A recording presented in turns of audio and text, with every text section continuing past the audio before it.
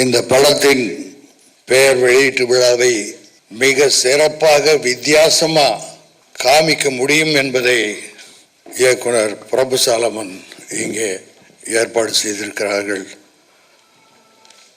இந்த நிகழ்ச்சிக்கு வருகை தந்திருக்கின்ற ஊடக நண்பர்களுக்கும் பத்திரிகை நண்பர்களுக்கும்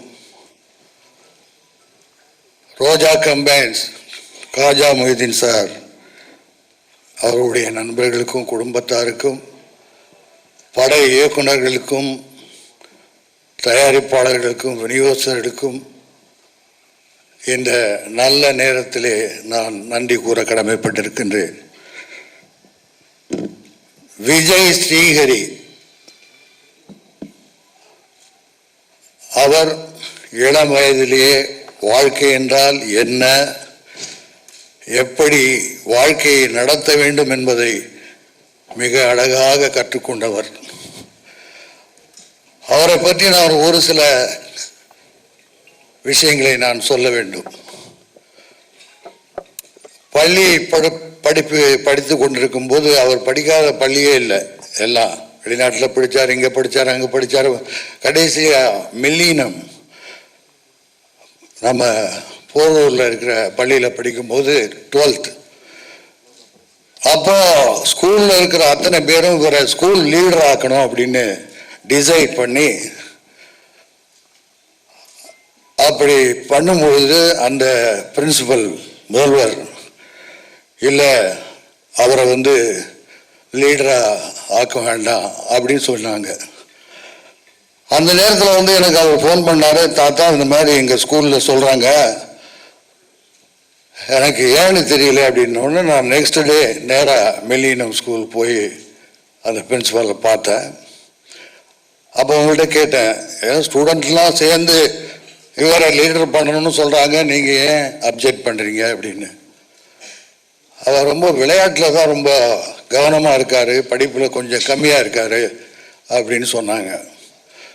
உடனே சொன்னேன் நான், அவருடைய கிளாஸ் டீச்சரை கூப்பிடுங்க, அவங்ககிட்ட கேட்டால் தெரியுமில்ல எப்படி படிக்கிறாருன்னு அப்படின்னு.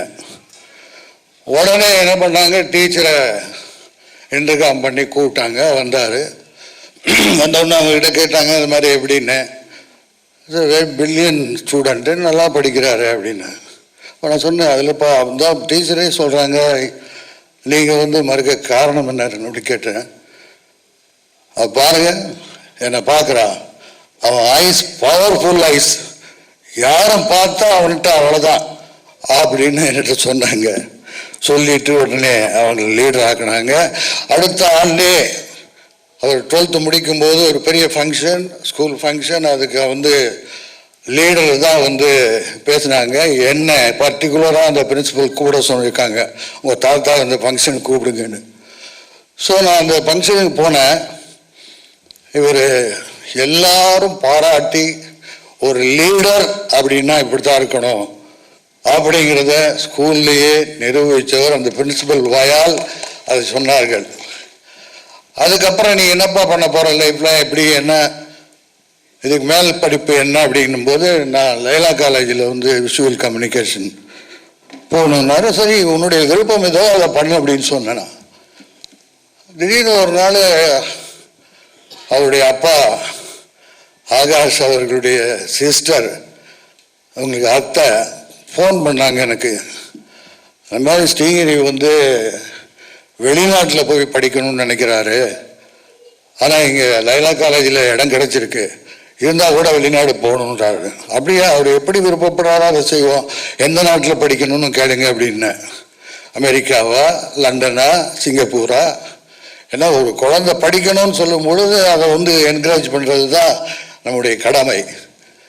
உடனே லண்டனுக்கு கிரீன்விச் யூனிவர்சிட்டியில் அப்ளிகேஷன் போட்டு உடனே செலெக்ஷன் ஆகி வர்றதுக்கு அழைப்பு வந்துடுச்சு. லண்டனுக்கு போய் 3 வருஷம் டைரக்ஷன், நடிப்பு, ப்ரொடக்ஷன் இது சம்மந்தப்பட்ட அத்தனையும் படிச்சுட்டு வந்தார். வந்தோடனே என்னப்பா அடுத்தது என்ன செய்ய போகிறீங்க அப்படின்னு கேட்டேன். இல்லை அவரை சந்தித்து இவர் பேசும்போது தன்னுடைய பையனை வைத்து அவர் ஒரு சிங்கத்தை வைத்து ஒரு கதையை சொல்லி இருக்கிறார். அதை இப்போ அந்த படம் எப்படி பண்ணலாம் அப்படின்னு யோசிச்சுட்டு இருக்கோம் அப்படின்னு சொல்லும் பொழுது சாலம்னா very good director, super Vijay, அப்போ என்ன கதை என்ன அப்படின்னாரு. நான் சொன்னேன், ஒரு சிங்கமும் இந்த ஹீரோவும். படத்தில் சிங்கம் ஒரு ஹீரோ, இவர் ஒரு ஹீரோ, ரொம்ப நல்லா இருக்கேன். கதை என்ன? கதை எனக்கு முழுசாக தெரியாது சார், கதையை பற்றி டைரக்டர் தான் தெரியும் அப்படின்னோடனே, ஒன்று பண்ணுங்க விஜய், டைரக்டர் என்கிட்ட கதையை சொல்லுங்கள், நான் கேட்கணும்னு ரொம்ப லைக் பண்ணுறேன் அப்படின்னாரு.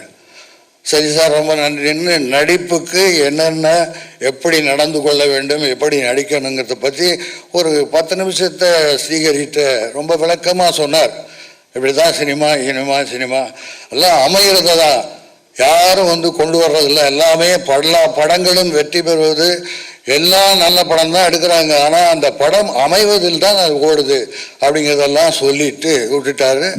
நான் நெக்ஸ்ட் டே அவருடைய ஸ்ரீகிரி தம்பி ஆகாஷ்கிட்ட சொல்லி, டைரக்டரை நான் பார்க்கணும் அப்படின்னு சொல்லி ரொம்ப நாளைக்கு அப்புறம் நான் டைரக்டர் பிரபுசாலம் சாரை மீட் பண்ணுறதுக்கு ஒரு வாய்ப்பு, நேராக போனோம், பேசினேன். இந்த மாதிரி ரஜினி சார்கிட்ட சொன்னோம், அவர் கதை என்ன அப்படின்னு கேட்கணுன்னாரு. நான் ஒன்றும் பிரச்சனை இல்லையே, எப்போ போய் கேட்கலாம் என்னன்னு. ஒரு நிமிஷம் இருங்க, நான் ஃபோனை போட்டு வேறு ஏதோ மீட்டிங்கில் இருந்தார், கொஞ்சம் உடனே அடுத்த லைனில் வந்தார். சார், நான் அது மாதிரி டைரக்டர் பிரபுசாலமன் சார் ஆஃபீஸில் அவர் பக்கத்தில் தான் இருக்கேன், நீங்கள் கதையை கேட்கணும்னு சொன்னீங்களா, நீங்கள் நேராக கேட்கணுன்னா சரி சொல்கிறதுக்கு, இல்லைன்னா ஃபோனில் கேட்கலாம், ஆனால் ஃபோனில் பேச சொல்லுங்கள் அப்படின்னு சொல்லி கிட்டத்தட்ட ஒரு 1/2 மணி நேரம் டைரக்டர்கிட்ட ரஜினிகாந்த் அவர்கள் கதையை கேட்டாங்க. கேட்டதுக்கு அவருக்கு வாழ்த்து சொல்லிட்டு விஜய்கிட்ட ஃபோனை கொடுங்கன்னாங்க. விஜய், சூப்பர் விஜய், அருமையான கதை, பிரமாதமாக வரும் படம், நீங்கள் அவர் எடுக்க நினைத்தது ஒரு ஷாட்டு கூட மாற்ற தேவையில்லை, அந்த அளவுக்கு from the beginning to end with சென்டிமெண்டோட சொல்லியிருக்காரு, சூப்பர் அப்படின்னாரு. ரொம்ப மகிழ்ச்சியாக இருந்தது. சரி, டைரக்டர் சொல்லியாச்சு, நண்பர் வாழ்த்து சொல்லிட்டாரு. யார் ப்ரொடியூஸ் பண்ணுறது? இது சின்ன படம் இல்லை, பெரிய படம், இது பட்ஜெட் படம் இல்லை. ஏன்னா சிங்கங்கிறது பெரிய ஹீரோ. இப்போ டைரக்டர் ஒரு சர்க்கஸ் சிங்கத்தை வச்சோ இல்லை ஒரு வளர்ப்பு சிங்கத்தை வச்சோ பண்ணலை, ரியல் சிங்கத்தோடு போராடுறாரு, ஹீரோவை காட்ட போகிறாரு. அப்படி இருக்கும்போது இது சாதாரண படம் இல்லையே, பெரிய படம், என்னடா பண்ணுறதுன்னு அப்படின்னு சொல்லி, சார் நான் அவரை சந்திச்சுட்டு நானும் தம்பி ஸ்ரீஹரி தந்தை ஆகாஷும் 2 பேரும் பேசுகிறோம், என்ன இது எப்படி பண்ணலான்னு. சரி, நானும் யோசிக்கிறேன், நீங்களும் யோசிங்க அப்படின்னு சொல்லியிருந்தேன். ஸோ அவருக்கு ஞானவேல் அவர்கள் ரொம்ப நெருங்கிய நண்பர், ரோஜா கம்பெனிஸில் ஃப்ரம் த பிகினிங் அவங்க 2 பேரும் ஒன்றா இருந்திருக்காங்க. அப்போ இந்த கதையை பற்றி சொல்லிவிட்டு, இதுக்கு ஒரு நல்ல ப்ரொடியூசர் வேணும்னு பார்த்துக்கிட்டு இருக்கேன் அப்படிங்கிறத அவர்கிட்ட சொல்லியிருக்காரு. அவர் சொன்ன உடனே, காஜா மொய்தீன் சார் நீண்ட இடைவெளிக்கு அப்புறம் 18 வருஷம் கழித்து படம் எடுக்கணும் என்ற எண்ணத்தோடு எண்ணத்தோடு இருந்தபோது ஞானவேல் அவர்களும் காஜா சார் அவர்களும் பேசி கொண்டிருக்கும் போது, இப்படி ஒரு கதை இருக்கிறது, பிரபுசாலமன் டைரக்ஷனில் ஆகாஷுடைய பையன் விஜயகுமாருடைய பேரன் வச்சு எடுக்கிறதுக்காக ஒரு நல்ல கதை இருக்குன்னு சொன்ன உடனே அவர் காஜா மொய்தீன் சார்கிட்ட இந்த கதையை சொல்லியிருக்காரு. சொன்ன உடனே கதை அவருக்கு ரொம்ப பிடிச்சி போச்சு காஜா மொய்தீன் சாருக்கு. உடனே என்ன பண்ணாங்க, இமிடியேட்டாக டைரக்டரை மீட் பண்ணி கதையை கேட்டாங்க. 2 நாளில் டக்குன்னு நாங்கள் டைரக்டரை ஃபிக்ஸ் பண்ணாங்க, அட்வான்ஸ் கொடுத்தாங்க, ஹீரோவை ஃபிக்ஸ் பண்ணாங்க, அட்வான்ஸ் கொடுத்தாங்க, லொக்கேஷன் கிளம்பிட்டாங்க. இப்படி இந்த படம், நான் அதுக்கப்புறம் பிரபுசாலமன் சார்கிட்ட நான் பேசவே இல்லை.